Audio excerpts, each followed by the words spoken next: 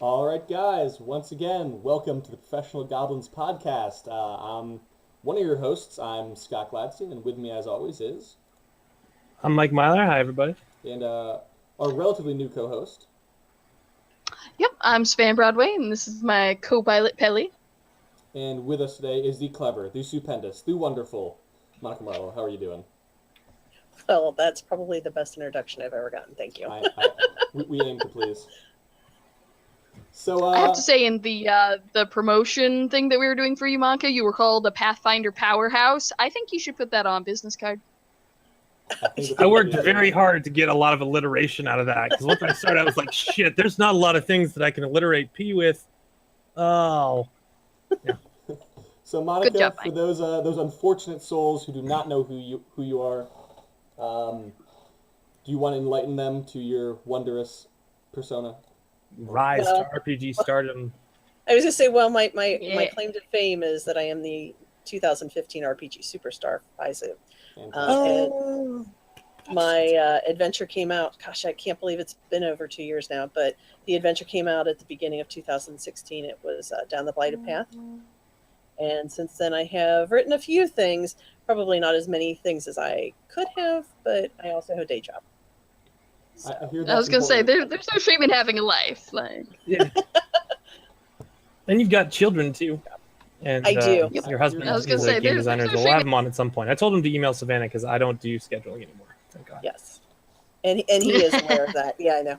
That's probably a good choice. I mean, yeah, I'll let him know. Anyway, So we do a four-batted show, and we start off every show, hopefully, with reviews, but we don't review because that would not be fair or or impartial. professional. We have other people that review for us.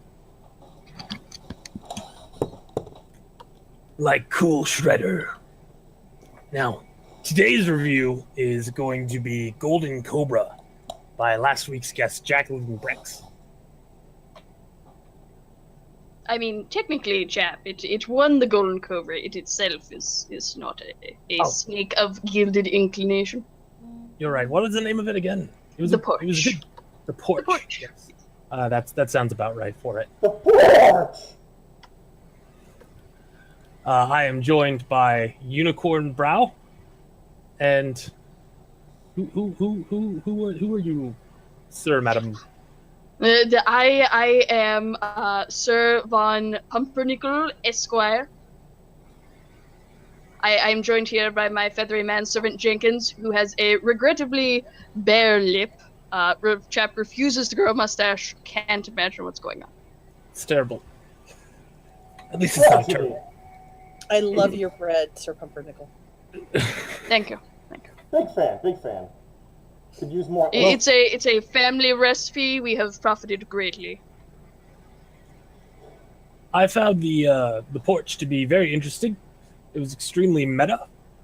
It was kind of fearless, and it reminded me of some therapy sessions that I've been involved in by licensed therapists. So that was a little bit weird, but kind of engaging, and like I said, fearless. And all in all, I liked it. It was short, sweet, easily accessible, presented starkly, and exceeds the expectations that you get when you open the document and see this vintage 70s photo of some friends hanging out on the porch. I will hold off on giving my final review until the rest of my compatriots have spoken their thoughts. So, Pumpernickel, would you like to do it first, or would you like me?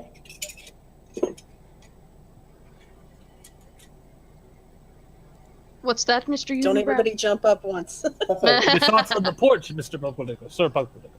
Would you like to do it, or yes, would you like me to jump in? Yes. Well, I thought that it was very good for building synergy. The concept is that the characters already know each other in some way, so even if the players don't, you are connecting on a level, which is very intriguing.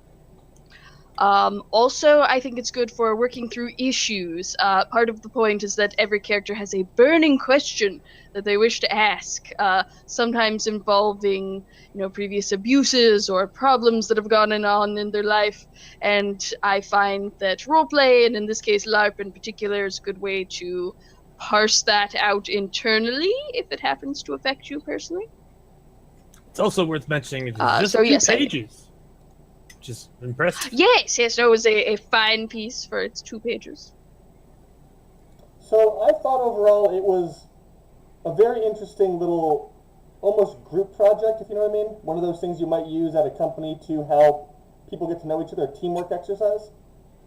It was great for that.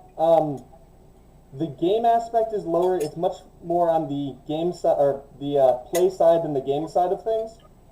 But for a 2-page PDF, that is fantastic.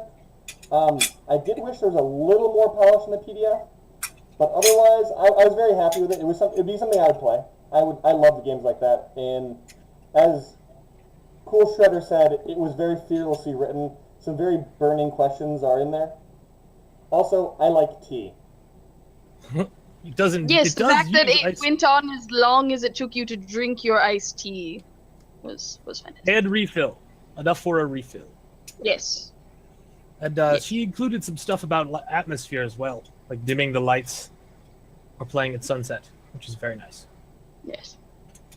All in all, I give it 5 out of 5 throwing knives. However, it will not receive the coveted shuriken for lack of dead turtles, which I fear that I say too often. I think sometimes you may have very high standards, Mr. Shredder. Killing turtles is not a high standard. It's just expected. I give it. To be fair, I feel like it eludes you sometimes, so perhaps. I tire of this. What did you think? I give it 5 scones, which I do not have on hand because Jenkins here seems to have forgotten them. I really need a new manservant, but it's hard to find one this fluffy. So, Jenkins. And I give it 3 claps regrettable out of 3. circumstance.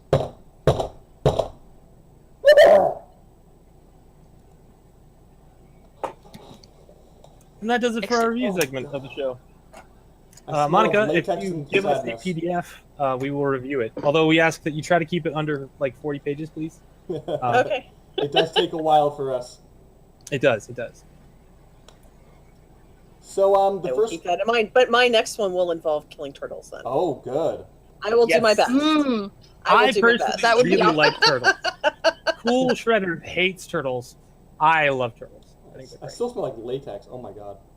But yeah, I reek Life of it. choices, man.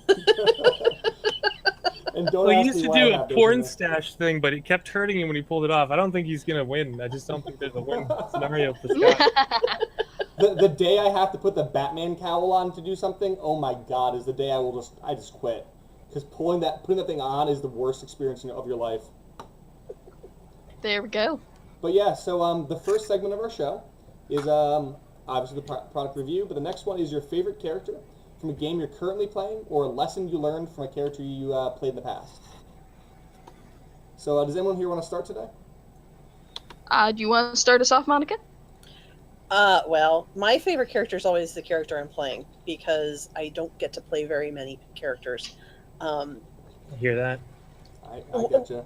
I mean, at this point, I'm actually playing into games, and it's kind of astonishing. We're playing Numenara and Pathfinder.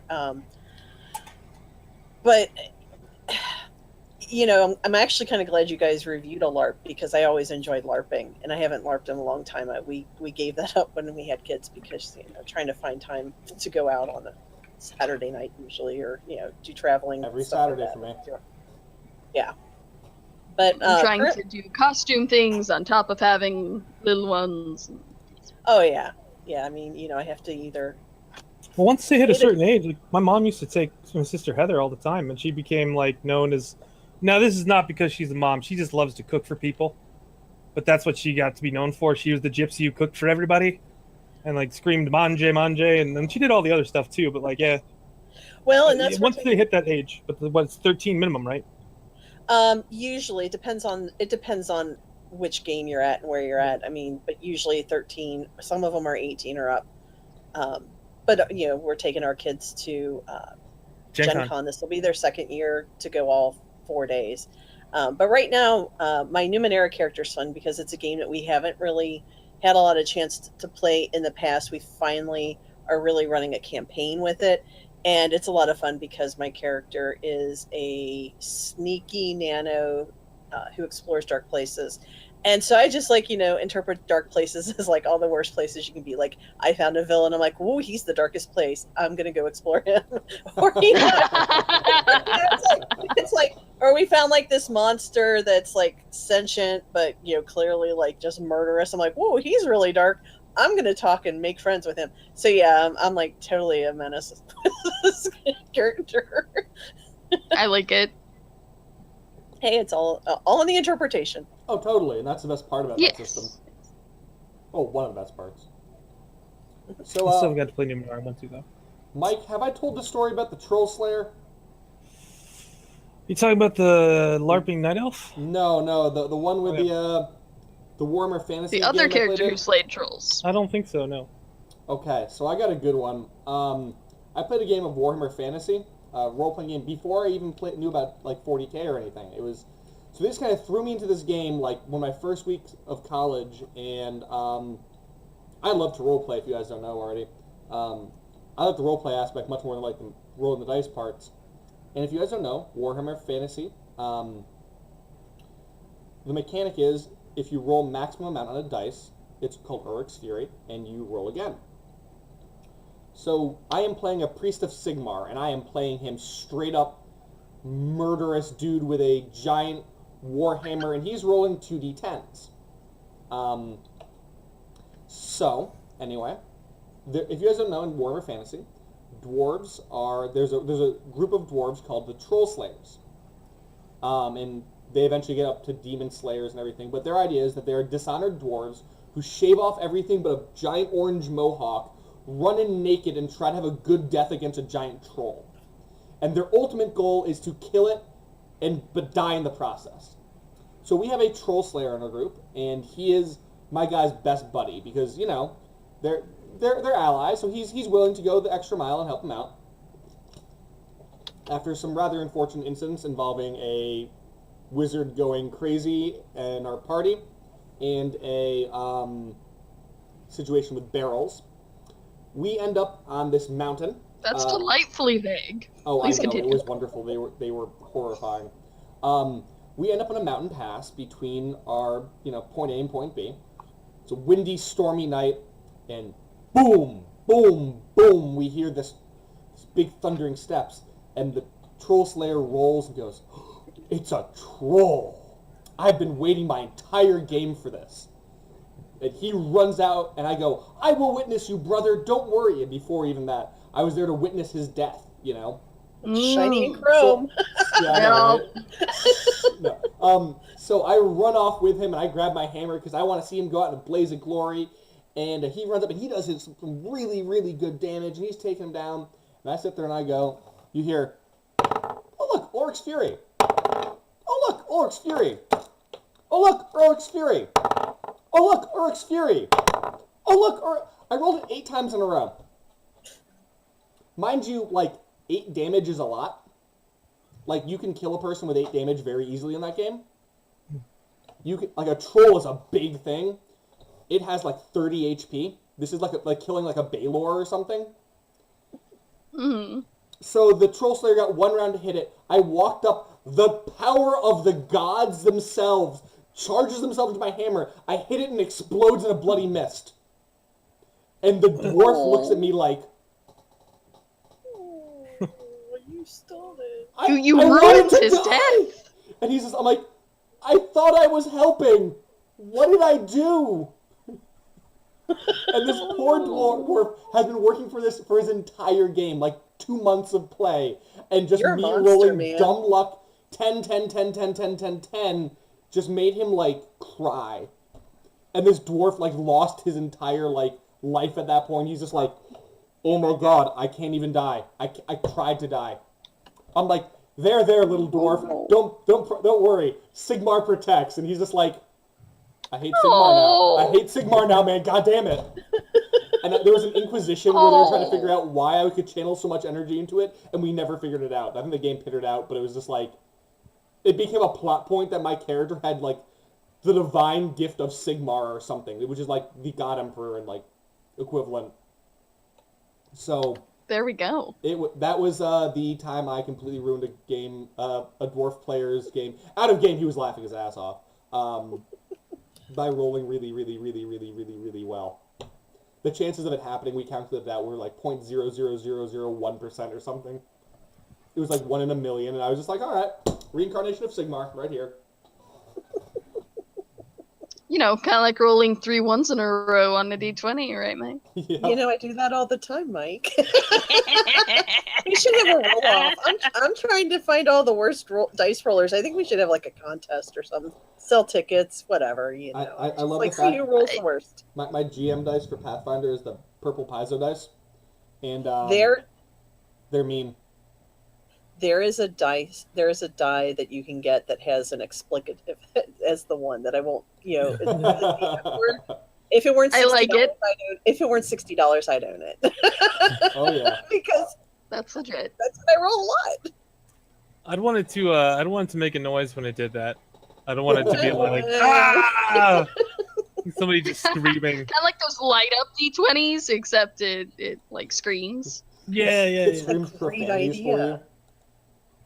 No, I don't want to scream Like- profanities. I just want to scream in pain and rage and suffering. you. Oh, well. That's pretty universal, too. Like, you wouldn't have to worry about language barriers. Exactly, that's what I'm saying. Cry of the damned. Just keep it simple. So, I feel like we Savannah, have a Mike, what do you product on guys our got? hands here. So I'd say that interesting-wise, I'm really fond of the 13th Age character that I'm running right now. And it's a very sort of like King Arthur era setting in like a fantasy land. And the King Arthur sort of person is this god known as the Lightbringer, and he's the first god of humanity because all the other deity-esque figures are really powerful fae. And my character is known as the Hummingbird Prince, which is a young mortal girl who is chosen by the Queen of Rivers, the head of the fae, to essentially be the incarnation of this minor fae. Mhm. And the whole point of the Hummingbird Prince is to go forth and be courageous and be like the capital H hero. Mhm. But since they're never supposed to exceed that, like you can't be courageous if you're a lion. Like only a mouse can be courageous is the plan. Yeah. So if the Hummingbird Prince gets too competent, the Queen of Rivers has them taken out. And so my character's... what's that, Monica? I was gonna say, you have to play dumb. Yeah, basically. And so my character's goal is to, using her background from before she was the Hummingbird Prince, she was raised in this weird fringe cult, and she essentially eats the souls of monsters, and her goal is to become immortal, because if she just doesn't die, then no one else has to be the Hummingbird Prince. I like it. That's really cool. Yep, so... But you have Mike? to do that all by while appearing incompetent. That's awesome. Right. It's kind of difficult. Also, one of the other players was the Queen of Rivers, like, page person that she sold when he was a child. So Beautiful. she's not sure if they should be, like, allies or if she should, like, shank him while no one's looking. Why not both? An ally. Priorities. What It's system did you say that was in? What system is that? 13th Age. 13th Age, okay. It's basically what 4th edition has dreams about being. Yeah. It's definitely very heavy on the flavor. The one unique thing is definitely the best part of the system because it automatically makes you heroic. That sort of thing. I maintain I've always that sort of wanted to have a 4th character. Oh, I was gonna say Oh, go ahead, Mike. 4th edition would have been awesome if they had just called it like the Gauntlet RPG Yeah. or something. That's fair. But yeah, I've always wanted to make a character whose one unique thing was that they could swim, thus precluding everyone else in the world from swimming. Like, it's your one unique thing. Like, you're just somehow able to not drown in water. Good job. Everyone else is like, my God, the water wings. Where are they? Yep. National export. So, Mike, what you got for this week? Well, somebody in the Twitch, I think Kristen Sowards is Lost Spheres in the Twitch, says that he approves of Monica's Numenara characters, A+ Oh, Monica. thanks. And monster souls equal blue magic / use their powers, ? Which which I am not sure what that means. That's Final Not Fantasy currently Tactics. using their powers. But I'm also only level 1 right now, so I'm going to ask the GM if I can channel that in some way. Yeah, what he's referring to is Final Fantasy. Blue mages can. eat Yeah, I the soul- kind of yeah, understand yeah. that. But that's the thing you can do in 13th Age. Would you be able to, if you were a character that focused on that, I'm sure that you could. I've statted my character as a paladin, so that sort of thing might be more suited to like a rogue or a bard or even a sorcerer.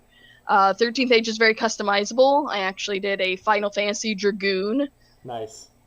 with a rogue, and rogues have shadow walk, so like they step into shadows and then pop out and shank you. And instead, I just flavored it as rogues have shadow walk, so jumps up high, and then a round passes and they come crashing down, and it's great. I love awesome. it.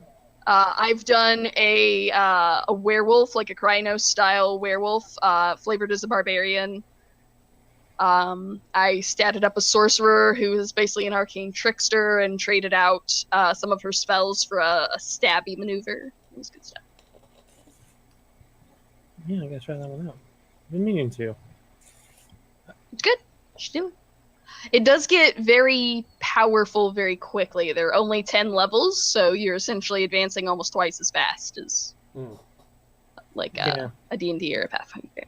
Yeah, we're gonna do a Shadow the Demon Lord game soon, so I can get the the Mist of Akuma designers up to date with how it works. And that's it's 11 levels, and it's like intended to be like 11 games, and you're done. Wow, I didn't realize it was that fast. Yeah, and it works really well too. And I mean, I guess you could drag it out if you wanted to, but like, yeah. And then there's like downtime rules and stuff. So like, I think I don't know if it's standard, but the way that the guy running the game I was in had it was like a year passed every time in between games. Oh, and we okay, just, that's kind of described what we did. So. That's cool. Yeah, we do not get to play a lot of different games, and because we have just a couple of groups, and one of our groups very much likes Pathfinder, and the other group very much like Pathfinder, but they were willing to try Numenara. So, That's fair. We have played other things, but it's kind of hard to kind of get there's 2 current standing groups to try anything else. So I hear that. we're very limited. Yeah. I get to play. Yeah, but... it's a lot of investment of time and money and. It is, and if you can have fun with what you're using, it does make it attractive to continue where you're at. I got a friend who's trying to run a 5th Ed game, and I'm probably gonna jump in on that soon. Cool. Yeah, we have not even looked at 5th Ed. Oh, it's fun. I like it. Yeah, it's written with way more implied power for the GM. Like, I think it maybe every page it shows up, at the GM's discretion or blah, blah, blah. That effect. It feels very accessible. I'm running a Pathfinder game for a group who'd never played role-playing games, and we're basically playing Pathfinder Light, and because they're more 5th Ed, like, connected. I gotcha. Yeah. So, Mike, what was your character? Well, this week we have restarted. I was going to say I get to play, but it's all playtesting, or it's like Kickstarter games like the Imperial Matchmaker, which we picked up again and had our 17th session. They had just gathered the last reagent they needed for this antidote for a legendary poison that had been used on Yuzuki Gekido, the first bride in the first of 10 marriages arranged by Emperor Masudo, as a means to bond the wounds of this warring 4 clans from the Battle of Broken Spears. It's quite intricate because he asked for an intrigue campaign, and the guy gave just gratuitous amount of money to the Kickstarter, just a eye-popping amount. So I went all out, and so it is crazy, and we just we're almost to the second wedding, and so they teleported back to the southern jungles of the Zunkasa Rainforest. Yeah, I think it's Zunkasa Rainforest. And did all this stuff, and they're on their way back. And then while they're in the queue for the teleportation circle at the Mage Tower, they watch the clerk get up, and they gets to one form, and he looks up at them, and then looks up at it, back at it, stamps something, and then goes away for 11 minutes. And I let them argue for 10 minutes between themselves. What was he doing for the 11 minutes? What do we do with him? And I was like, all right, well, why don't you give me an Arcana roll, Warlock? And I'm going to be talking about Yokai-O today because we had a discussion before the game started about how Warlocks in 5e kind of get shafted. For a quick rundown, they're still fancy in Magic, right? So wizards and sorcerers, clerics pretty much work the same way they do in Pathfinder. But warlocks only get very few spells. They recharge them all faster. So there's a resting mechanic in 5e. You take short rests and you can heal a little bit. Take a long rest, you heal all your hit points back. And for wizards and stuff, get all your spells back. For warlocks, they only need to hang out for like an hour and they get all their spells back. They only get like That's handy. 5% as many spells. Well, maybe 10% as many spells as a wizard. And they get other stuff too, but like it's weird because they're not full-on spellcasters, right? And they're trying to let you have a bunch of options so you can stick your foot in the fighter pool and stick your foot in the stealth pool, but it just doesn't pull together. But this game, Yokai-O, rocked it. So first he made his check and he was like, oh, well, 10 minutes is about how long it takes to cast a ritual spell. He's a mage clerk. Chances are good he was telling somebody where we're going, that we're going there so we can be ambushed when we arrive. Yes, good job. You guys figured that part out. Excellent. Yeah, you're probably about to get ambushed. That's what you get from your insight checks. And then they you get up to the teleportation circle. It's their turn. He disguises himself as a noble. So he just steals somebody's identity in a room full of people. And then he casts invisibility on the rest of the party. And they're like, whoa, what the fuck? You can't just be rolling up here like that. Well, where are you going? What do you plan on doing when you get there? And he's like, no, it's fine. And he makes his check and he talks them out of it. Because nobody else could do it because everybody else was invisible. So then they get there and he's disguised himself as the person that he thinks is set up the ambush. And he was correct on the person they thought it was. And they're invisible, so he shows up, and the ninjas waiting for them don't know what to do. So they just and he was correct. Hang out and wait to see what happens, and then finally one of them gets close enough that he makes a perception check and combat breaks out. So they just and then as the ninja one of them gets slain, the other one, and then finally ditching. One of them gets he throws a huge bomb back, and the mutant. The Tsukumogami mask, so the magically enchanted item monster that possesses people and is currently possessing a mutant, picks up a bomb and just throws it out the tower, just into the highly populated metropolis. Some days you just can't get rid of a bomb. Right? Yeah, he's just I don't want this near me. Good job. Good job. The Yokai-O dives out towards the window and throws himself halfway out and Eldritch blasts it in the air, and I was nice. Okay, nice. Well, I mean warlocks still do kind of suck, but I'm glad that Alden got to feel like he made a difference for once. And then they went back to the Gekido estate to deliver the antidote, and because he had left possessing a merchant who specifically tries to find Tsukumogami so he can kill them and turn them back into items. Right? So he possessed that guy. They were not cool with the mutant showing up, and they were like, whoa, you're not allowed inside, until he revealed to the noble guy, oh, it's cool. I'm not actually mutant. I'm just possessing this friendly mutant. Oh, yeah, it's totally fine, guys.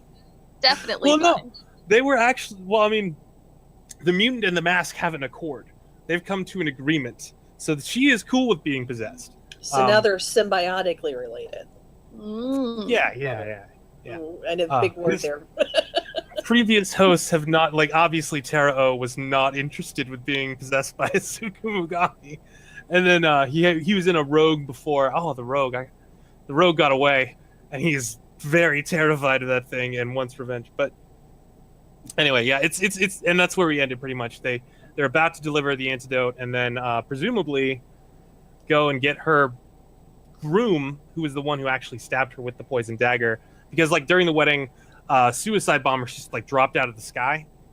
From I don't want to get too far into it, but in Mists of Akuma there are these generals, and one of them has a sky fortress, and they're foreign generals that are still fighting the subjugation and stuff.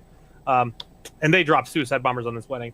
And during the commotion, the groom stabbed her with the poison dagger. So presumably they're going to get justice. I don't know. Obviously, it's a pretty dope game. We're having a really good time. Sounds it. Yeah. So the next thing here is what is the favorite project that you are currently working on that is yours? Or I will start because it started from Mists of Akuma. Because one day I was like, I wonder if I can make Akuma from Street Fighter with Mists of Akuma. Love it.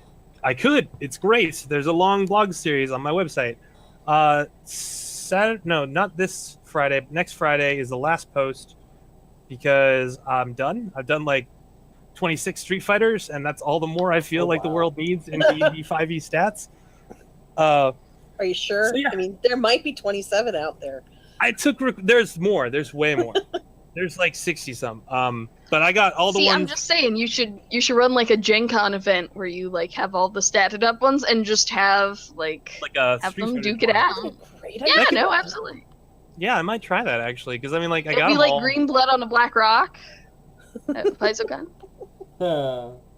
Yeah, no, maybe. I mean, But I gathered them all and I made a PDF. It's a little bit of a disappointment because you can't put GIFs in PDFs, so I'm making an EPUB file as well. And then like on the pages that don't have like the main stats, there are little like moving sprites of Chun-Li doing her like kick and stuff like that. There is a way to do it. It's a pain in the butt.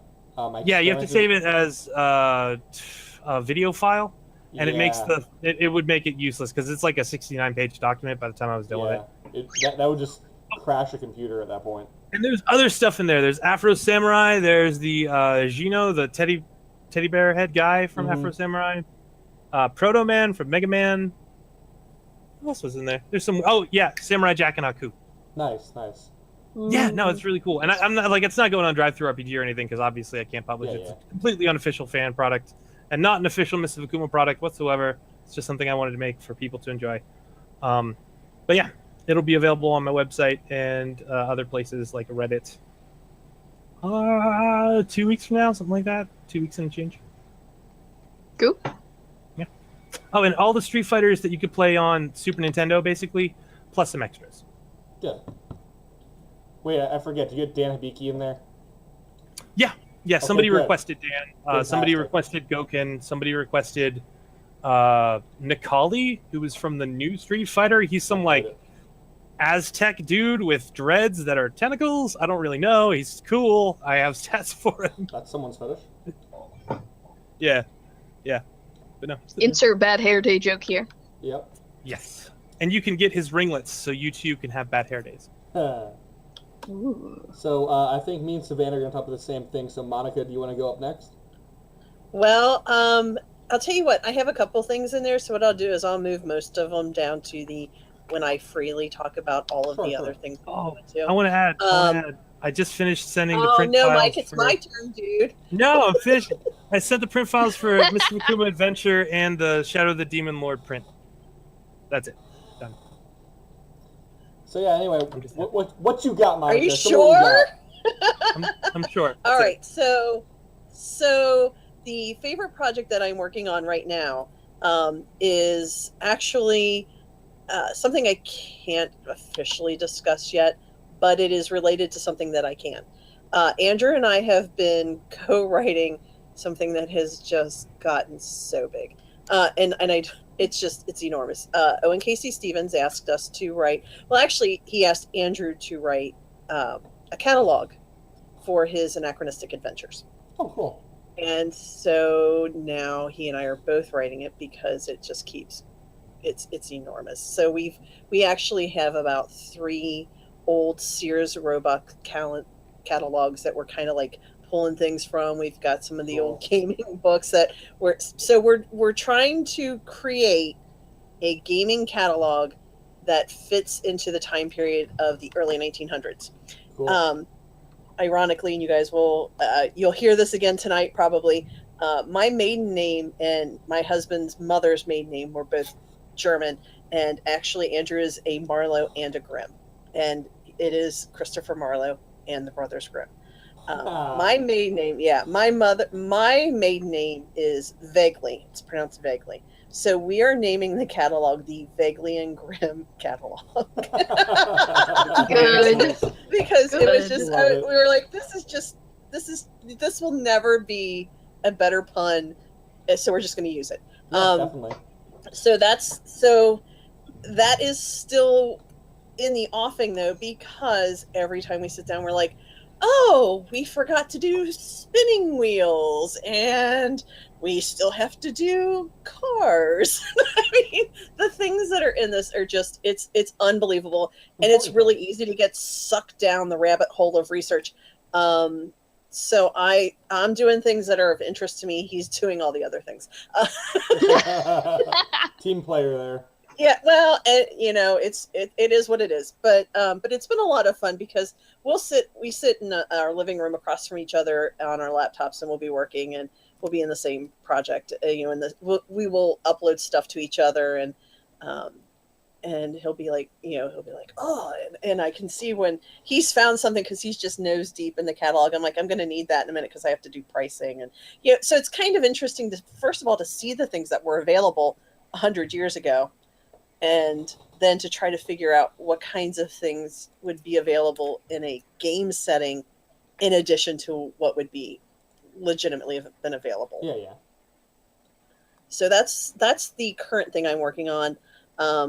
And like I said, I do have something else that I'm working on that's tangential to that. It will be also part of the Anachronistic Adventures line at some point. But again, it's very rabbit hole-y. It's hard to it's kind of hard because I have to get a lot of the background for the time period. I love pulp. I love the that whole genre and the steampunk and this is actually going to be like a diesel punk. But there's a lot of history because Anachronistic Adventures actually happens in our world, but our world as if it had been a fantasy setting. So there are some things that I historically don't know and I'd like to have. So I just keep reading books and I just never get a chance to write it all down. It's bad. That's how it goes.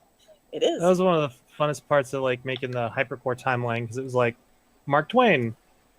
Do I want to make Mark Twain a superhero? Yes, I want to make Mark Twain a superhero. Mark Twain is a superhero, and this is how. Yeah. Well, in that time period is so rich with that was when they really people started to, like, archive everything too. Right. Up until like the 1910s, it's kind of shitty, but after that, like, oh, photographs, son of a bitch, everybody.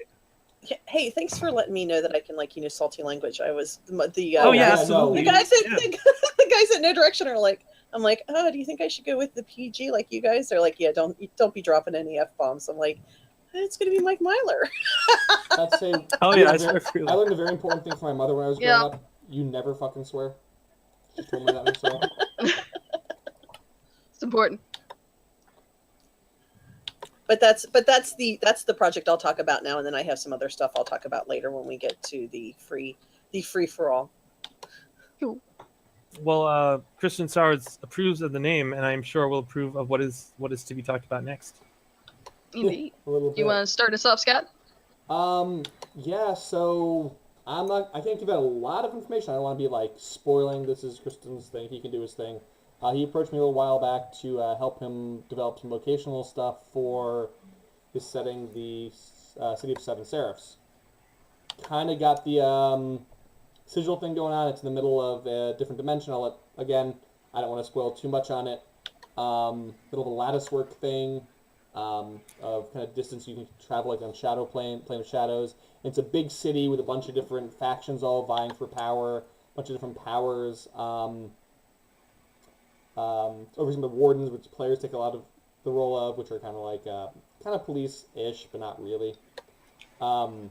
Adventurers. So like a Grey Wardens type of wardens? Like you have to drink some demon blood or some shit? No, not really. I think it's just an organization you join. Okay. The Grey Wardens is an organization you join. Yeah. I'm just saying there's specific requirements for joining. You sort of join it, or you die. Yeah, one or the other. And also if you know and you choose not to possibly die, they definitely kill you. So. Mm-hmm. Yeah, anyway. Also, brief guest star of a delicious coconut cream pie. Please continue, Scott.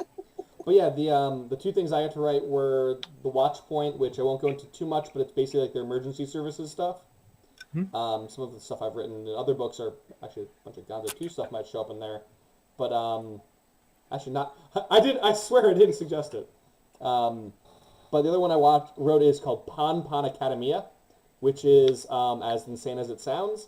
It is one of these schools It is basically a magical girl high school with Sentai influences, kind of magical school influences. I wrote out the whole like progression of how you do things. You have to have, like sponsors and everything.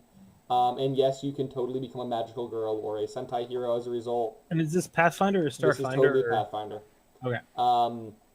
And it's run by gnomes, a gnomish family, a Pon family. I like it. And he was like, "What colors do you want to use?" And I'm like, "What's the most garish colors I can think of?" All the colors. Pink and gold. So it's pink and gold and run by gnomes and is like your like typical battle, not even your typical, your battle school, magical school like Hogwarts or like My Hero Academia or whatever it is. It is beautiful, and we have some behind the doors discussion about what can come out as a stretch goal or two, and I'm really looking forward to those things. But that's all I can really reveal. I'm sure Kristen will talk about stuff a little bit more. I don't want to give away too much, but Savannah, how did you get wrapped up in this whole thing? Honestly, I assume someone pointed me in Kristen's general direction, but it was just kind of a, hey, would you like to do this thing? And it's like, well, of course. Especially once I got to looking at the possibilities of like factions to write. So one of the places I'm doing is the Temple of Coin. And anybody who's familiar with my work knows that I do devils and I do undead things. So I have the Temple of Coin, which trades in money and magic and souls and, like you do. all the good stuff. It was started by a vampire who basically started having people pay her to turn them into vampires. Like you do. And so it was real lucrative, so she diversified her portfolio, which was real great. So it's got the undead and the diabolical aspect to it. I'm really excited. We were actually tossing back some ideas, and Dark Gringotts was suggested, which is really exciting. So we have Hogwarts and Dark because if regular Gringotts has... What's that? Oh, I was saying, if we have the equivalent of like Magical Girl Hogwarts and we have Dark Gringotts, this is a great setting. Yeah, I was gonna say, and if dragons guard things in the regular Gringotts, like, who knows what's guarding things in Dark Gringotts? And then the other bit that I'm doing is, it's a, like, iceberg mausoleum necropolis bit. They're called the Ice Grave. And essentially that's, if you can't pay a whole lot of money, then you get stuck to the outside of this glacier. And if you can pay a lot more money, then you get an opulent ice mausoleum. Cool. And also what I thought was really awesome is that they double as information brokers. Because, in a world where you can use Speak with Dead, you're like, oh, you want to talk to this guy? Here, let me just ship him out for you. And we'll find out what you want now. Yeah, the other thing is we had, Racial Guide 6 come out where we took a bunch of classic monsters, Jacob Blackman's art's on there. That's out now. That took a lot longer than I wanted to get out because I wanted to get pretty art and I wanted to put some final touches. The Zorfs didn't make it in that book. I was very upset. The Zorn Dwarf hybrid, which will have to come out on the blog or something at some point. To say, well, now you have something else to publish. Yeah, no, it's going to come out on the blog. Never throw anything away. Oh, God, no. Our potential material folder is like hundreds of files deep at this point. Ugh. Oh, goodness. That's when we make most of our alternate path books is, we have this really cool idea. Okay, these three things fit together. We'll put them over here in a book. We'll write a bunch of subsystems and mechanics and stuff and put them all over here. All right, look, we have an alternate path book. Yes. But no, we. I was gonna say, what is City of Seraphs a Kickstarter or what is it available like? Soon. Soon. I believe. Kristen can tell you. I don't know. What is the release date for that? Do we have one, Kristen? We'll take he says that Alternate Paths is an awesome series. It is. So it is an awesome series. Supports that. Oh hey, I can see that on the screen now. On August 9th. It launches on August 9th. Okay, so just a week from today. Hey, so next week we'll be talking about it, guys. Yeah. In the Kickstarter section, probably. And that's so weird. I can see it on the recording now, the chat. It's cool. All right. Favorite new projects that are not ours. I know what the fuck I'm talking about. Freedom for it. Force. So if you never played Freedom Force, it came out like 10 years ago, and they did a sequel called Freedom Force and Third Reich. It's very simple, like RTS. You control up to 4 heroes at once. It's very 4-color, so like 1950s Silver Age kind of comics. And very original. So like the actual games themselves are really fun to play and really well made and cool. I played them a lot in high school. And then I forgot about it. And then I looked the other day, or rather a friend of mine turned me on to Pulp Adventures, which is one of many free modules you can download for Freedom Force. So I played the shit out of that. It was awesome. It used a bunch of stuff like Green Hornet, like cereals. Yeah, it was so cool. You play as Conan, costume. Indiana Jones, Green Hornet, and Kato. The Phantom, Doc Savage. It was really cool, really well done. So, Mike, I will let you know that your post about it actually convinced me to buy it. I haven't played it, but I was like, that sounds like it's right up my alley. I like that idea. So I'm like, all right, I guess I know what I'm getting. You're going to enjoy it. It's a fun game. I haven't had a chance to play it. Breath of the Wild's taking my life right now.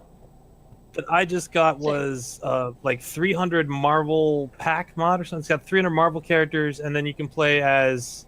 Or I don't know. There's like 10 different campaigns inside of that, in addition to all the different characters. Is that free? Is that fan stuff? Yeah, all free, fan that's stuff. Awesome.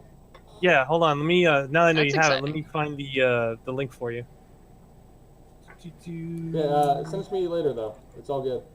Well, I mean, I'll share it in the Twitch. And the thing will Other people appear on the might wanna- screen now, which is kind of cool. But yeah, they're all free. They're pretty. I mean, as far as I've been able to tell, so far they're pretty well made, because it's not like super moddable from the start. It wasn't made like Neverwinter Nights or something. Yeah. But yeah, JLA, and there's different storylines. Like dude, Pulp Fiction. Pulp, like, that's not even a superhero, just Pulp Fiction. Yeah. And then Spider-Man, The Webs That Bind, Teenage Mutant Ninja Turtles, different X-Men stuff. Like, yeah. Beautiful. I'm stoked. You and your turtles did. Crisis DC Marvel Alliance? What? Oh, shit.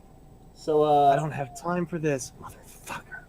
Teen Titans, Scott. There's a Teen Titans one. Is it Judas Contract? I don't know. Probably. The Graduation one I've Day? been doing actually was a comic I haven't read. It's Mantis. It's all about Mantis's origins being... Cool. I don't want to ruin it for everybody. But yeah. So, Monica, Dude, spoilers, man. So, Yes. to get Mike off his rampant obsession with this game. Well, he just keeps walking over my space, so No, I'm it's just fine, going to it's come on fine. back on him. Aliens versus Predators? Aliens versus Predators! Oh man, I could talk about that. No, but I'm not, because I'm not going to talk about that. Actually, I'm going to talk about something that is kind of a little bit of what I want to talk about a little later on too, but I'm just going to start on it now. Give us a preview. I am, my favorite new project is actually something that Andrew is one of the many people working on. The Four Horsemen are doing a charity adventure, and they have a bunch of people who are getting together, and they're writing basically a school of magic kind of thing. And so Andrew is working and has the necromancy college, and so I know what he's working on, and so everybody else has a different school of magic that their part of the adventure is going to highlight. I feel like they prefer the term post-mortem communication studies. Well, given what he's writing, I think whatever you want to call it is just going to be an understatement. We had It has I been like it. It has been a lot of fun to watch him work on it and to kind of like give him feedback on what he's working on. So if the other sections are, as interesting as what he's been doing, it'll be amazing. But the charity that they are donating their money to is the RCRF, which is the RPG Creators Relief Fund, which Hal Greenberg is the chair for, and it's kind of a near and dear thing to me. I mean, I'm a medical professional in my day job. I'm a nurse, and I see a lot of people who struggle because they don't have insurance and stuff like that.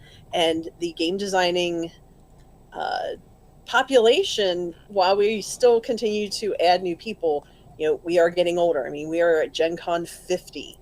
So, I mean, Gary Gygax isn't even with us at this point, and a lot of his contemporaries, they don't have insurance. They have been working as professional game designers their entire lives, and a lot of them have medical problems that are coming up. And so how and a bunch of several people got together and they came up with the RPG, the RCRF, to help those individuals who need help financially, because if you are in the hospital, you can't design, you can't draw, you can't create. You're in the hospital and you probably don't even have the money to pay for your hospital bills. So I'm excited that the Four Horsemen are getting together with them to provide an adventure that all the proceeds will go to. I honestly do not know who else is part of it, but I do know that Lee Greenwood is going to be one of the many contributors, in addition to Andrew Marlowe. But he's my favorite game designer, so but don't tell Owen. But yeah, so it's a neat project. It's a really clever idea, and it is definitely like more than just a couple of nights. I mean, it is going to be all of the different schools of magic for Pathfinder. So awesome, very cool. So I don't have anything I really want to shout out this week. So I'm going to pass it off. Savannah, if you got something, by all means. I don't have anything right now, actually. Okay. All right. Again, we save them for when they're good. Pathfinder and Starfinder news and speculation. As always, we will begin this section by sharing the document that has all of the Starfinder releases collected by somebody on the Paizo boards. It's huge. It's like, I don't know. I haven't looked. I'm going to say 90 pages, my guess. Last time I saw it was 70-something. But yeah, what else we got? Oh yeah, I think I added this, but I did not actually read it. Geek Sundry, you got to look at the first Starfinder adventure path, Dead Suns. Ooh. And you can find a couple of paragraphs about it on their website at the hyperlink I'll put in the Twitch window.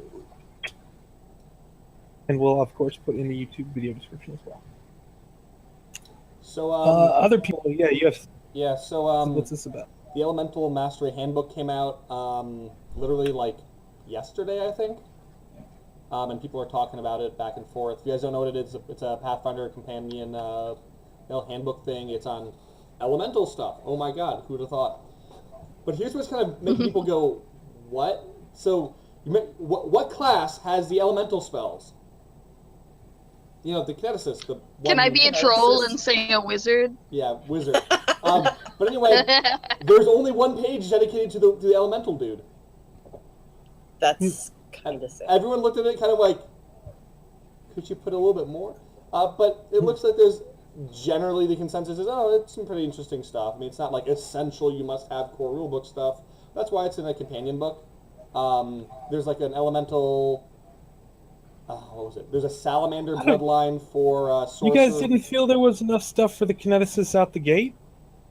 Apparently not. But I was going to say, I mean, really, they're kind of the last class that needs more elemental things, aren't I felt like they got a lot of fucking options. Yeah, but it's like when you have a book about elements, they were kind of like, we only got a page of that stuff? I can see it either way. Bring everybody else up to speed. Okay, that was my only suggestion. I don't know. Oh no, I like the idea of oracles getting like element-based curses and things. They did. That they seems very get, cool. Spells. They get, like if they get fire spells, they get vulnerability to cold, which is their curse. I'm like, that's pretty cool.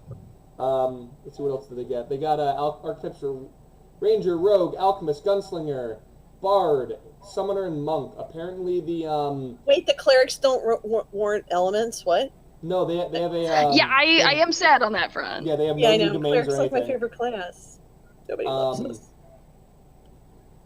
The weird thing for me was that they had they have a Genie Binder Prestige class that that has a requirement of 11 ranks in something.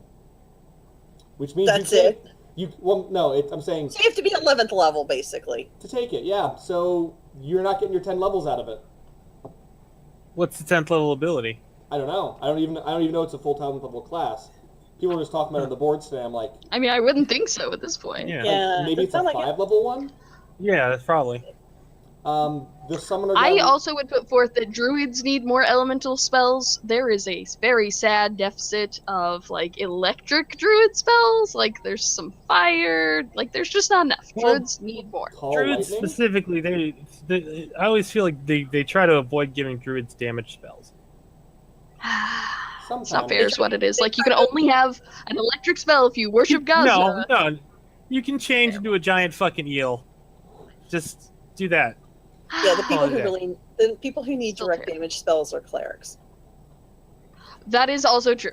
I will say that. Oh wait, no, druids get. That's I am I'm not completely saying they spacing don't- on this. they don't Druids can do get them. lightning bolts. Never mind. They Screw get them. druids. They just Clerics don't- I need feel like electricity they- spells.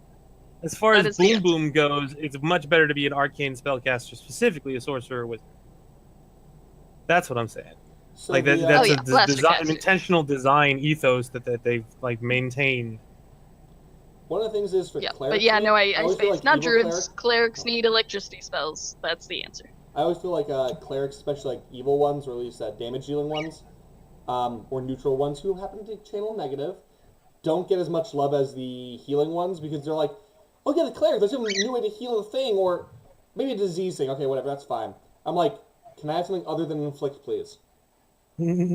Yeah, that would be real nice. I don't know. I think the next time I get to play Pathfinder, I'm going to make a negative energy cleric. I've done it before. And- It's fun. Yeah, because like it. Channel Smite, real fun.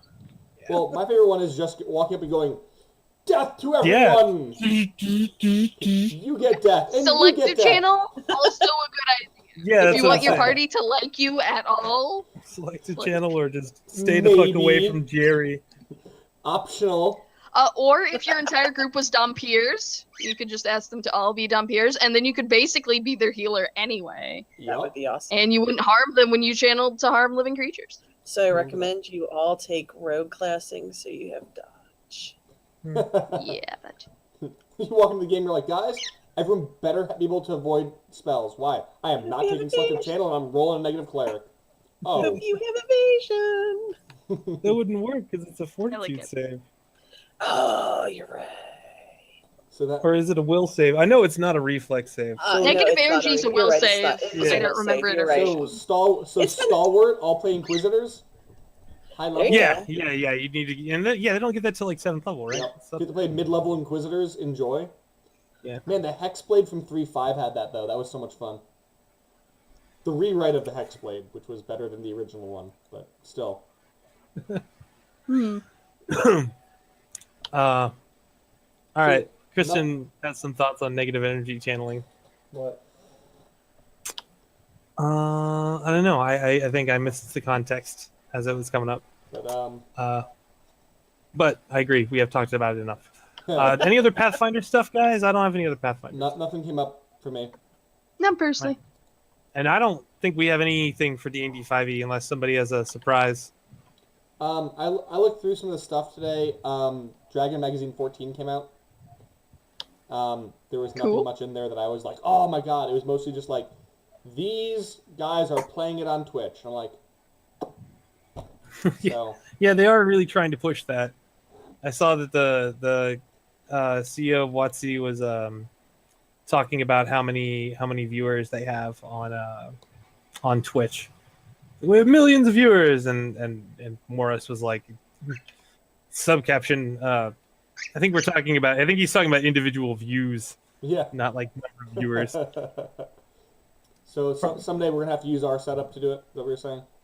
I don't know. I have a couple games that I live streamed and like have recorded, but my video card shot the bed, and I haven't tried again since I replaced it. So Well, again, I can set it up and run it.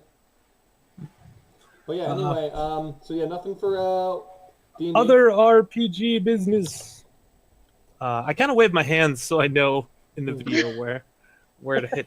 But yeah, so article came out about how much money tabletop games, and this would include board games, make on Kickstarter, and it's a fucking hell of a lot. Yeah.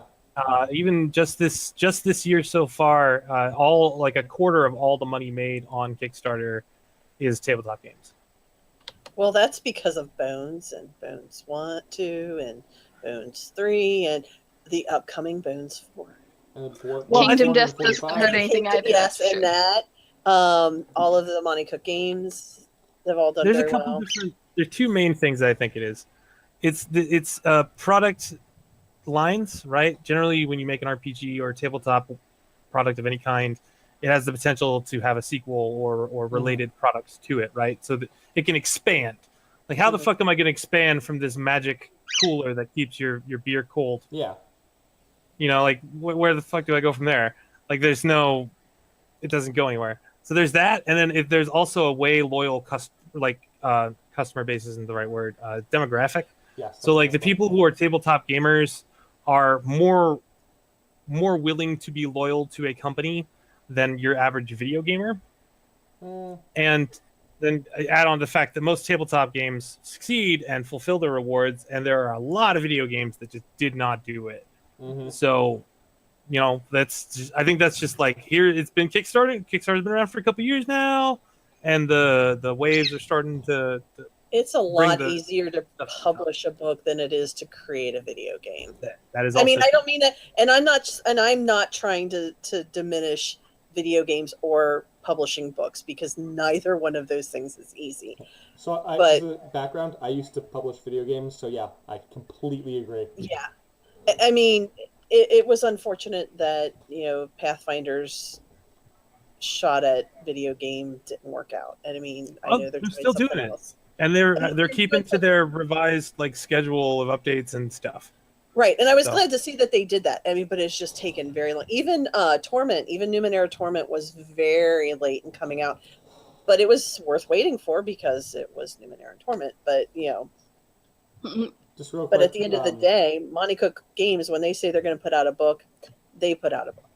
So real quick, apparently in the chat we have been told that the prestige class for Genie Binder is indeed 5 levels. So just an observation. Sorry to interrupt. It does seem like a very high-powered thing, but Mhm. please continue. Well, yeah, I mean, if you're going to be binding genies, I mean, it's. I'm not sure they don't quite give the you- same. Well, I mean, I guess they Genies could are give you pretty wish. serious. Because by the time 16th level, a wizard could get wish. So Mhm. it's probably just a way for you to get wish without having to be a full-on fucking wizard. So yeah, that's definitely a thing with Kickstarters. I think one of the big things is that it's the platform that is really well made, suited for a digital. I mean, you can get physical products from it too, but for example, when I launched Nogwall, I literally have a document and go, hey, look, guys, it's almost done, and if I screw up, the worst that's going to happen is that it will be, you know, maybe I won't get the stretch goal things, or I didn't include this thing or include that. That's the worst that's going to happen. In a game, it's like, so our game is unplayable. Sorry, our engine we can't Right. have communicate with the engine. Action Script's being an asshole because Action Script was always an asshole. We actually had a situation on a game we were working on where we told Action Script, something you can use with like Flash and everything. We entered the command to go right and it turned blue. Oh, nice. We didn't know why. We're just like, why? And we Okay. asked support, and they're like, we don't know. And we changed it and rewrote it a different way. And they're like, oh, it moves now. Okay, good. Basic thing in like tweening animation, you know. Why go right? Yeah, I mean- go right, go left. No, turn blue. Okay. Language is pretty clear. I had a game launch where I hit the activate button after the build. I launched it and it said error 3, and I'm like, and it said okay. I'm like, okay. Error 3, okay. Shit. Keep hitting error 3, error 3, error 3, okay, error 3, okay, error 3, okay, error 3. I hit it. It works just fine. I'm like, and the day I had to go demo it, I pressed it, said error 3. I'm like, oh god, no, please. And I hit it. It worked just fine. Didn't do it like 400 times. Sometimes it worked, sometimes it doesn't. Engines are a mess sometimes. So yeah, it's a lot easier to get a book out there. It's a lot lower development schedule. I mean, like, worst comes to worst, take my words, they're here, whatever. It's not as pretty. But if it's unplayable, if the engine just doesn't work, it's not delivered. That's the problem. Right. I can think of some tabletop games though that have completely failed to deliver, or Yeah, just kind the of like you're only one case that I know has been prosecuted is in Seattle. Dude took money to make a card game, did not make any fucking cards. yeah. And yeah, the state came after him. So which is actually surprising because Kickstarter is pretty much like, this is not a store. And okay, so I'm gonna reveal to all of your listeners, I have a Kickstarter addiction. Let me pull it up because you're gonna be like, dude, seriously. I am a super backer. So and market to you is what you're saying. Well, I was gonna look it up. My computer's super slow because I got a bunch of stuff. I have actually, it's like, for me a couple years ago, it was like Trivial Pursuit. I had to collect all of the slivers. You know what I'm talking about? Yeah. So I backed some really strange things so that I could get all of the pie. I have backed over, and I can't pull it up now. I don't know. I've backed almost 200 and some. Oh wow! I think I've done like 20 maybe. Yeah, no, and the reason I did that is I personally feel like Kickstarter is one of those things that allows people to fulfill their dreams. 100%. And I know that sounds weird, but I am a real big believer in living your dream and being able to live your dream and if I can give you $50 or $20 or $5 or whatever, and that helps you to fulfill your dream, maybe one day you'll have an extra $10 or whatever you can float my way, and then I can do something that is really meaningful and important to me. Okay.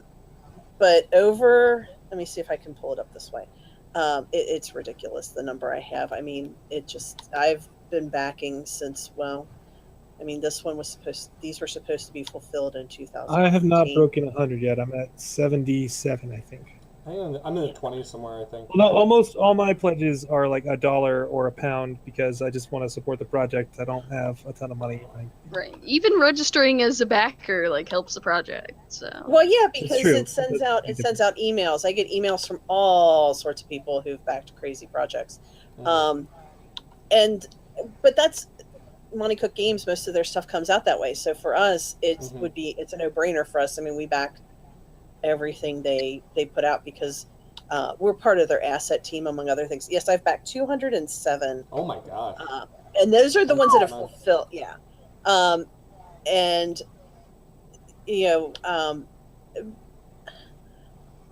You really do only live once, and it's not like I'd like to be able to leave some money for my kids, but it's not like you can take it with you. Mm-hmm. So, we backed Mike's when it came out. Thank you. Yeah, hey, anytime. It was a really nice book. We back things that we've even participated in as designers and stuff like that, because how else is it going to get to the market? We just can't. Bookstores are gone. I used to work in a bookstore. Andrew used to work in a bookstore. One of my developers works in a bookstore. It's pretty funny. It's astonishing there are some. Yeah. What was that, Mike? I have this thing that's been getting at me. So this prevailing model for publishing is to release small stuff frequently so that you're visible and you have a market presence. And I'm worried about the long-term effects of that, because I don't think anybody in this conversation got into gaming from a pamphlet. We all found a book that spoke to us and we got sucked the fuck into it, and here we are. And without that big book that spoke to us, would we be here? See. And so, yeah, I don't know. Yeah, so, I don't know. I don't want. So here's my thought. Okay, the market will survive. Market forces define the market. So but I don't want just WotC to release big books. No. Here's what I'm saying. If everyone only released small incremental books every month or so, yeah, that'd be shit. And people do that. People do to have a market presence, but think of how Paizo does it. They release their their little adventure path every month. They have a big enough house that they can actually produce quality size stuff. I'm getting somewhere with this. Trust me. Okay. An event, and then they'll put out their big releases every once a year, once every 6 months or whatever. Yeah. And for example, we do the same thing. We'll put out our alternate path books. We'll put out our racial guides or whatever it is. Our 20 to 100 page lines. And each year we put out that big book. So each year has a big book, but you need to maintain that market presence. sometimes I've considered being like, let's just put out some free shit. I don't care. It's the market present thing. I don't. Yeah, need like to if make I money put on it. I put out pamphlet stuff, but like it's always like 7 pages of free. I don't charge anything for it. It's like my sales So, pitch. Mike, Hmm. you reviewed a 2-page PDF at the beginning of this show. That's true. It was something she made for a contest that is free, I think. It is But free, that- though. that's It's But free. at the same time, it is a 2-page PDF LARP that would introduce people who've never gamed That's to fair. LARPing, and then it's the gateway drug. I mean, I'm sorry. No, it's true. It depends But on. that's what It I'm just saying. depends. You have to find something that. I mean, some people start gaming because they played Scrabble or because they played Yahtzee, or they like because they like the way the dice set, or they like the way the tiles feel, or then they got to playing, and then someone's like, so I got into gaming because boys told me I couldn't game because I was a girl. Ooh. It's an excellent movie. That's So Fighting that just like fueled my fire. I'm like, screw you all. Yeah. And I taught my brother how to play D&D out of Redbox, Nice. and then he got me into vampire LARPing, and the rest is history. I mean, and it took a good 10 years before my gaming really took off. But I spent a lot of time in books reading fantasy and science fiction, and choose your own adventure books. I mean, even a choose your own adventure book is a form of role playing in a way, gaming in a way. Yeah. And so you have to try to throw out as many different types of lines because you're trying to catch the people who are out there looking for something like what you provide. Mhm. And if a free RPG day.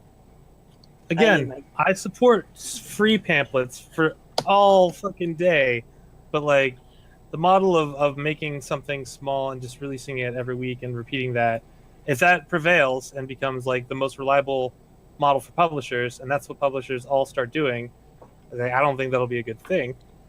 Well, I mean, here, you have a I don't think paradigm that's gonna shift be what one way, you'll have happens. a paradigm shift another way in 20 years, I mean, it may not be great for the market today, but if that's what the market forces demand, that's what the market is going to look like. Yeah, I didn't support 200 Kickstarters because I was always rich. I supported some Kickstarters when I was making money, and when I didn't have a job, we didn't do a lot. So it just depends on who's out there and who's available. Mm-hmm. So, But I Personally, do what got me into role playing was an Art of AD&D book. So. yeah, nice. Yes. Yeah, nice artwork. I think I read some homebrew stuff online, and I said I could do that.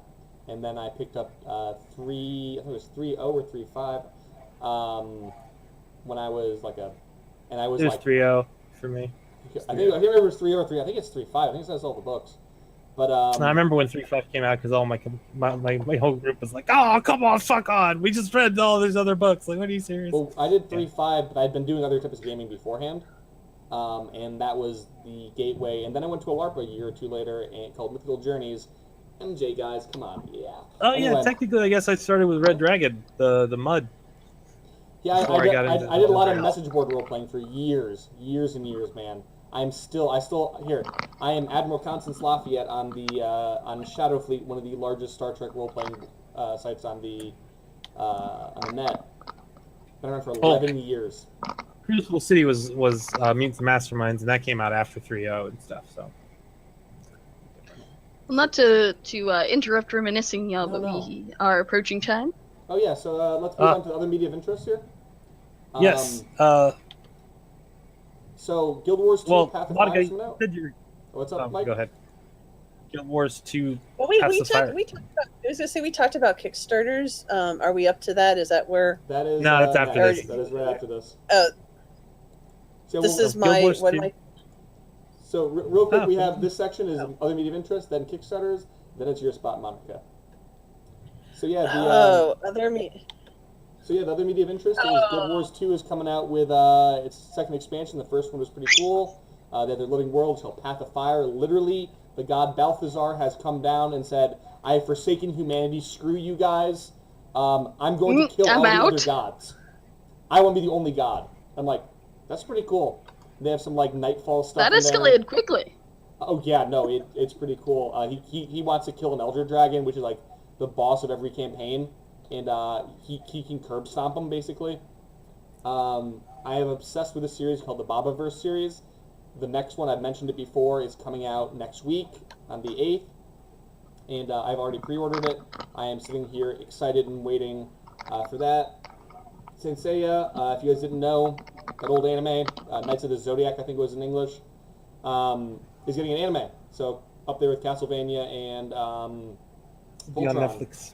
I got to be completely honest though. When I saw it, I was like, "Oh God, Ronin Warriors!" And I'm like, "Wait, I never saw Saint Seiya." Fuck. Yeah, I saw it and I was like, what the fuck was that? I think I maybe remember seeing something from it, but it looks super generic. Oh, it's fun. I remember watching it like once or twice, but to be honest, I just was like, "Oh yeah, Ronin Warriors is coming back," and I'm like, no, it's not.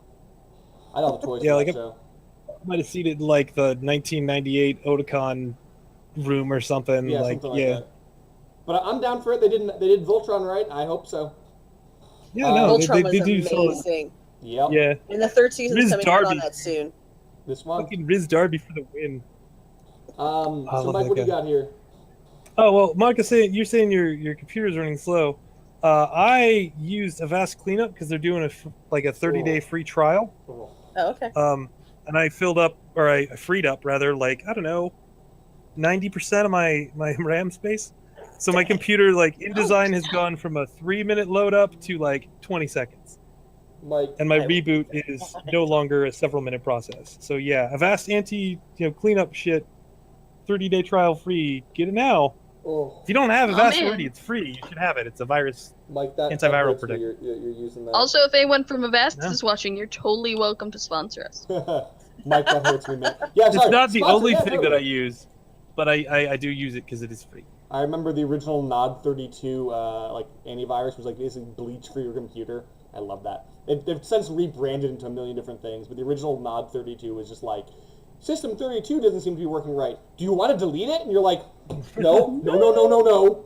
But like it would literally scan everything. It would pry whatever you had out there. It was beautiful. But yeah, Mike, if it works for you, buddy, it works for you. Yeah. I like my Avast. I just wish that whenever it boots up, it didn't go Avast. It needs to go Avast. Avast Humidties. Like it needs to be pirate. That's all I'm saying.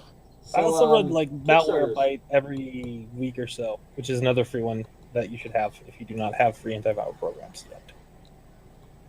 So But yeah, Kickstarters. Kickstarter's here. Yep. Chronicles of Darkness, Dark Eras 2. It's not mine. Somebody else. I didn't put it there. It's not mine. It is a Huh. Phantom Okay, so Kickstarter. Wow, so apparently this Kickstarter wants us to talk about it. It really we don't does. even know What it is is. Chronicles of Darkness Era 2? It's a free document. Anybody can get in here.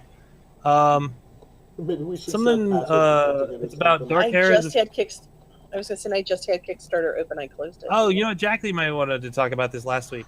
Oh, That that might would be have what made it sense. Yep. Yeah, it looks like Well, World of Darkness. well, Oh, okay. no, it is. It That's is. 'cause still it's the going Chronicle on, of Darkness. folks. There's 63 That's hours going on. left. It's going to it. on. It looks cool. They passed 63 their hours goal. left. They're at 53,000. open. You don't have an Monica, minis. Oh, I think you still there? I'm back. Am I back? Yeah, there you are. You're back. There you you're are. here. You had That something was- there, Monica. What was the link to? Where did it go? I did. I had one below this that talked about Danger Noodles. But since we're short on time, there's some really cute pins on Kickstarter that say "I love Danger Noodles" and have a little like boa constrictor on it. Little snippet. Oh. Really cute. That sounds cute. Yeah, So, no, my Mo- favorite one ended. So Well, Monica, you can The talk about that and whatever Contessa else you want to. So go for it. okay, so the other thing I want to talk about, I did talk about the RFRC, but something else that I and Andrew and I both worked on. If you're not familiar with Samurai Sheepdog, they have fiction that they've been doing, and it's part of a shared world, or it's not. It's part of a world that Hal Greenberg eventually wants to turn into a setting, but been very popular. I definitely Awakened, know right? that they are. Oh, wait, that's exact. Yes. So the Awakened. Well, Awakened 2 Kickstarter is Yeah, we'll fulfilling soon. Yes, there's the little sheepdog. Hey, I um, love their card. But 2 years ago in 2015, our 2015 Gen Con, we met Hal for the first time, and he's like, I feel like you and Andrew really should write this story. He had to have hand surgery, and so he wasn't able to type. And he's like, I have these characters, and I have this vision, and I have this short story that I feel needs to be in the third book. And the third book is, the first two books are, the characters are all human. And in the third book, it's the Isle of Bones, and that's where all of the fantasy races live. And their magic's a little different. Everybody has sort of like, well, not everybody, but the Awakened are characters who have special abilities that are not strictly speaking unique, but they're kind of unique to them. Yeah. And so, like, some of them have awakened animal companions kind of thing. One of the characters that we wrote is able to sort of like clone himself. It's not exactly what it is, but that's the fastest way to explain it. So Hal kind of pitched this idea to us, and he's like, I want this story, and I really feel like it has two voices in it, and I feel like I want your two voices to be it. So Andrew and I... Yeah, it's awesome. So Andrew and I have written, and it was... well, he survived. Andrew's still alive. But I actually sat down and I started writing the story, and there were parts of it that really didn't need to be in my voice and really shouldn't have been in my voice. And those were the parts that he wanted to write. And so there were times when we were going back and forth on the same document, and there were times when I would just say to him, look, I need you to sit down and write your part because I've got to move forward. So the good news was, well, it wasn't good news. It was sad news because the Awaken 2 took a little bit longer to get through production because of the publishing house that was working on it. But instead of running a third Kickstarter, Hal has decided to just release the third book. So the third book is nearly completed, and he's looking at releasing it either the end of this year or early next year.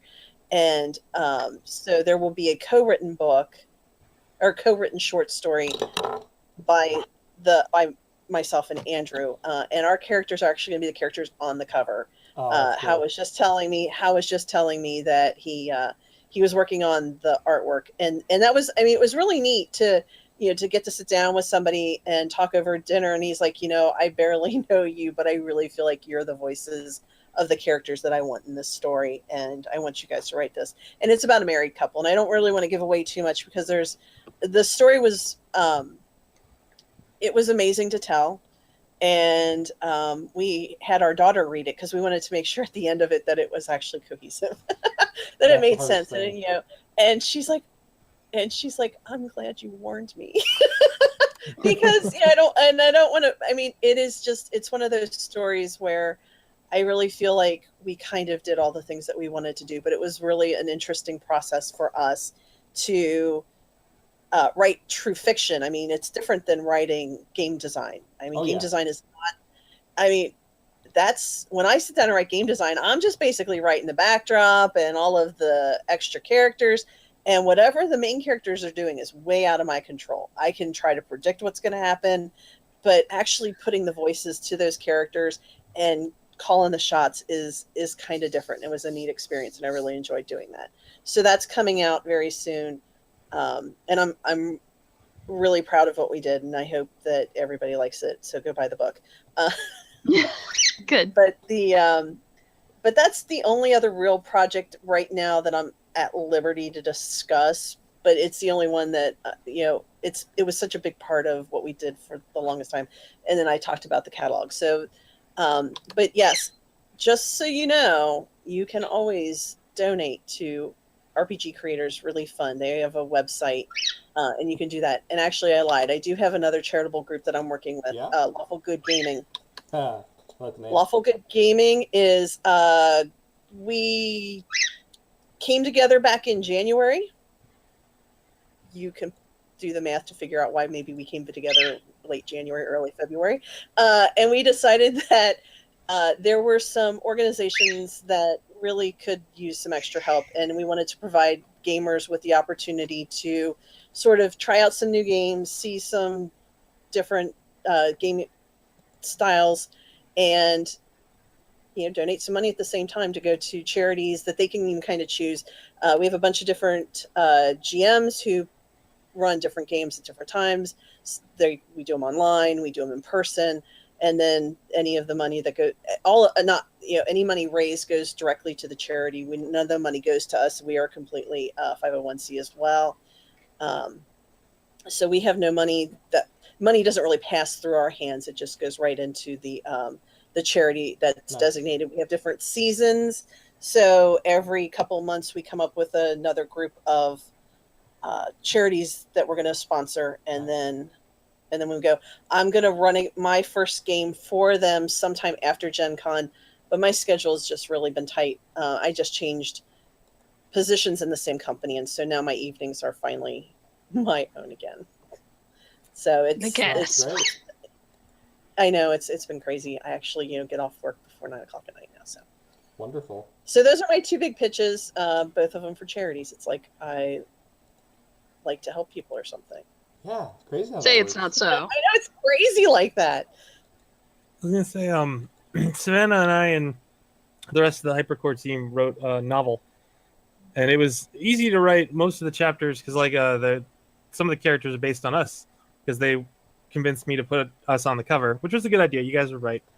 Cool. You were not a hard sell, Mike. I don't know. Hey, we already know what the art's gonna look like. Exactly. Yeah. Yeah, basically. We got to be on the cover of Paizo.com for like a week. That's and cool. we were literally on the front of the website, like us literally there. But and we had no problem doing collaborative. We popped out that novel pretty quick, right? And like we had a couple sessions where we sat down and we were like, okay, so what happens here? And they go to the Vatican and steal power armor and stuff. I mean, it doesn't hurt that it wasn't like quite episodic, but it was very like scene specific. Like we were breaking it down into short stories, and like here's these, like we had like 7 characters for 13 chapters or something like that. Something like that, yeah. It was easier to write than just like one viewpoint for 200 pages. And then now I we're vastly prefer it to game writing. Well, how's your novel coming along? Because I have like 1.5 of my chapters done, and then other Mike has sped along. He's got, I think, like 4 or 5 chapters done. And I bet you Luis has nothing done. So get in my level. Yeah, bro. that seems I got 3 right. novels done in 2 comics.